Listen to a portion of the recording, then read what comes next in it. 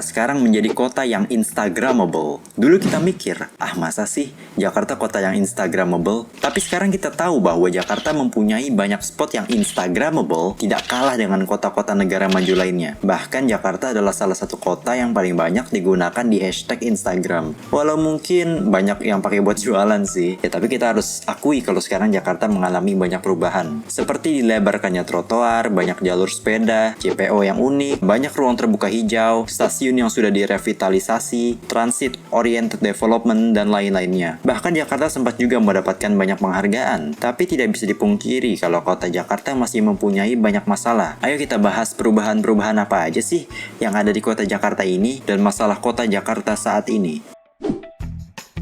Di dalam beberapa tahun terakhir, kita melihat perkembangan transportasi umum di Jakarta yang sangat pesat, dengan dibangunnya banyak jalur Transjakarta, MRT, LRT, dan KRL komuter line. Dan juga akhir-akhir ini banyak stasiun-stasiun yang direvitalisasi oleh pemerintah agar mendorong warga DKI untuk menggunakan transportasi umum, kayak stasiun Manggarai dan stasiun Tebet. Pemprov dan pemerintah pusat beserta BUMN dan Kemenhub bekerja sama untuk melakukan berbagai integrasi angkutan umum untuk memberikan kemudahan mobilitas warga DKI Jakarta dan sekitarnya. Selain itu juga ada aplikasi Jaklingko. Sistem pembayaran cashless baik kartu maupun aplikasi ini nantinya bisa digunakan di Mikrotrans, Transjakarta, MRT, LRT, komuter line, dan railing. Jadi mempermudah untuk membayar biaya transportasi umum di suatu aplikasi. Bahkan baru-baru ini Jakarta mendapatkan Sustainable Transport Award atau penghargaan tahunan yang diberikan kepada kota dengan proyek transportasi berkelanjutan dan inovatif, which is sesuatu yang sangat membanggakan. Dan yang saya dan pasti kita semua tunggu adalah LRT Jabodebek yang akan menghubungkan Jakarta dengan sekitarnya. Kita tahu seberapa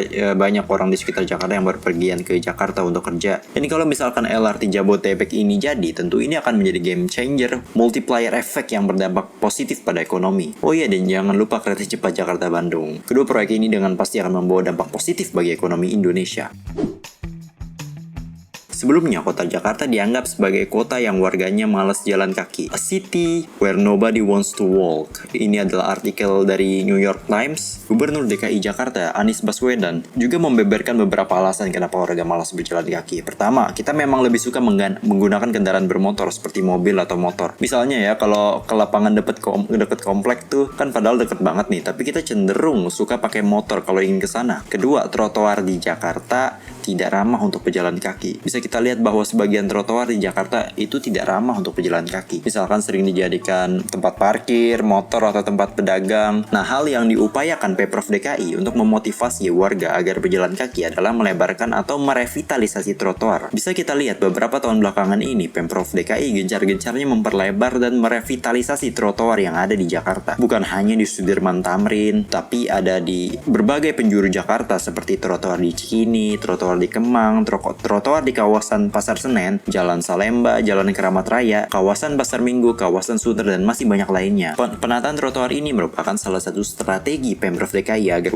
warga Jakarta lebih giat berjalan kaki. Dengan adanya trotoar yang lebar dan nyaman, maka akan berdampak pada kualitas udara di Jakarta kian membaik. Nah, trotoar yang nyaman ini juga penting untuk mendorong warga DKI untuk menggunakan transportasi umum. Karena kalau misalnya trotoar nggak nyaman, siapa sih yang mau pergi ke stasiun, halte bus, dan seterusnya? Tapi sayangnya terkadang trotoar yang udah bagus itu disulap menjadi lahan parkir dan tempat PKL. Jadi pejalan kaki harus lewat bahu jalan yang terkadang ada genangan air.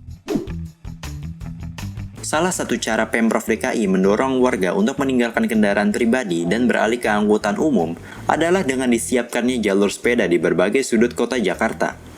Saat ini Pemprov DKI sudah menyediakan 63 km jalur sepeda. Kepala Dinas Perhubungan DKI menyatakan bahwa setelah adanya jalur sepeda, jumlah warga yang beraktivitas menggunakan sepeda naik 580%. Data ini dapat dari survei Institute for Transportation and Development Policy. Naiknya pengguna sepeda 580%. Jadi ada peningkatan 5,8 kali per jam. Ada peningkatan yang tadinya 8 orang per jam, jadi 47 atau 48 orang per jam. Pemprov DKI Jakarta belakangan ini banyak merevitalisasi JPO yang ada di Jakarta sehingga JPO itu menjadi nyaman diseberangi, artistik, dan juga instagramable. Contohnya JPO GBK yang mempunyai arsitektur yang unik berbentuk spiral dan futuristik yang sering difoto oleh masyarakat. Terus JPO Duku Atas mempunyai arsitektur pola segi 6 seperti sarang lebah dan kalau malam dihiasi lampu warna-warni. Terus JPO tanpa atap Sudirman yang sempat viral karena ini spot favorit bagi warga Jakarta untuk selfie. karena mempunyai latar gedung-gedung pencakar langit di ibu kota. Dan JPU Pasar Minggu yang dulu pernah ambruk dan menewaskan orang, tapi sekarang sudah ditata menjadi ikon Pasar Minggu. Dulu sungai dan kali di Jakarta bisa dikatakan sebagai sungai yang sangat kotor, banyak sampah dan kumuh. Tapi perlahan wajah sungai Jakarta sudah bertransformasi menjadi lebih bersih dan terlihat enak di mata, walaupun ya belum sebenarnya bersih sih.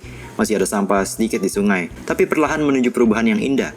Contohnya bisa kita lihat di Riverwalk di epicentrum Kuningan, bantaran sungai di stasiun BNI, dan kali besar di kota tua yang digadang mirip dengan sungai Cheonggyecheon di kota Seoul, Korea Selatan. Sekarang ini kayaknya Pemprov DKI sedang melakukan naturalisasi di berbagai sungai di Jakarta. Nah, apa sih naturalisasi itu? Naturalisasi merupakan proses restorasi ekologis untuk mengembalikan situs yang telah berubah atau rusak pada kondisi yang lebih alami. Nah, jadi sungainya nanti diperlebar dan disediakan ruang terbuka hijau di sampingnya dan mengembalikan keberagaman biota sungai. Nah, tapi hal yang menghalangi naturalisasi adalah padatnya penduduk di sekitar sungai. Jadi susah membebaskan lahan. Jadi ada juga yang namanya normalisasi sungai atau suatu metode yang digunakan untuk menyediakan alur sungai dengan kapasitas mencukupi untuk menyalurkan air, terutama air yang berlebih saat curah hujan tinggi. Jadi mungkin kita melakukan naturalisasi atau normalisasi beriringan sesuai dengan kondisi daerahnya. Semua ini dilakukan tentu saja untuk mencegah banjir dan semua kembali ke diri kita masing-masing. Yuk jaga sungai kita agar bebas dari sampah.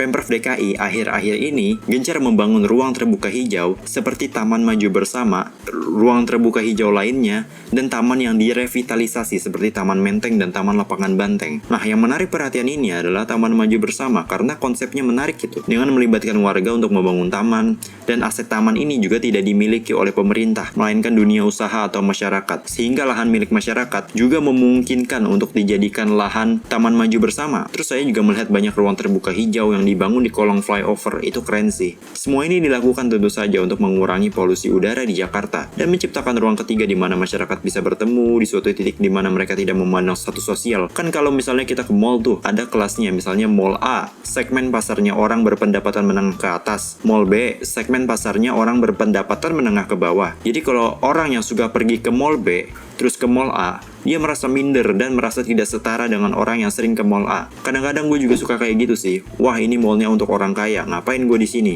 Tapi kalau misalnya kita di ruang terbuka hijau kayak hutan kota GBK, kita tidak akan merasakan perbedaan status sosial itu. Tapi terakhir kali saya baca, ruang terbuka hijau di Jakarta masih berada di angka 9,4% di lahan Jakarta dari target 30%. Jadi kita doakan dan support saja agar ruang terbuka hijau bisa mencapai target 30%. Oke, itu saja kira-kira perubahan signifikan yang terjadi di Jakarta. Walau masih banyak masalah di Jakarta seperti ancaman Jakarta tenggelam karena perubahan iklim dan penurunan air tanah, banjir, polusi udara, sampah, dan lain-lainnya. Dan mari kita jaga bersama kota Jakarta ini menuju Jakarta yang lebih baik di masa depan. Saya Bim Zero, saya pamit.